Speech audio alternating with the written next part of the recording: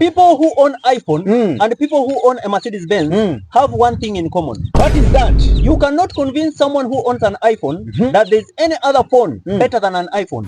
You can also not convince someone who owns a Mercedes Benz that there's any other car better than a Mercedes Benz. Is there any other thing about these people? Yes, people who own iPhone always criticize their rival Samsung, calling them of low level and not anywhere near iPhone. What? They always go as far as undermining people who have techno, calling them backward, cheap, and behind time. People who own Mercedes Benz always criticize their rivals, especially BMW, by calling them low level and not anywhere near the level of a Benz. They go as far as undermining Toyota cars, calling them of low class. Have we heard everything about these people? No, listen. During a function or an event, you find that people who have techno phones are always calm and gentle. But people who have iPhones are always restless with unnecessary mobility. They move from one person to another asking for a charger. Yeah, that might be true, but they do that sometimes so that to earn bragging rights that yes, actually, they own an iPhone. Okay.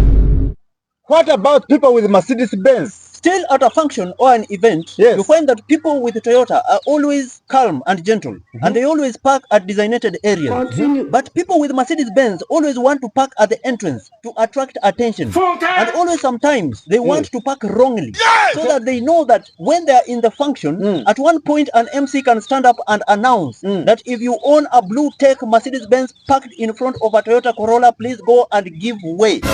And actually, automatically, when he stands up, people will see that is the owner of the Mercedes Benz and actually earning bragging rights. Okay. iPhone users and Benz owners similar in show off? Yes. People who have iPhones, they never put their phones in the pocket. They will either swing it or pretend that they are taking pictures so that an onlooker can see the 3-eye camera. And this will be a communication to the onlooker that this guy actually owns the latest iPhone. Okay? And also Benz owners will never put their smart keys in the pocket. They will either swing it or put it around the belt area of the trouser to communicate to the onlooker that this guy actually owns the latest Mercedes Benz. Jesus is Lord. Is there any reverse psychology in this? No, I don't have any example of reverse psychology in this, but I have a reverse situation. Okay? Someone might be having the latest iPhone, but staying in a rented house. True. But also someone might be having the cheapest techno, but when he actually owns that rented house.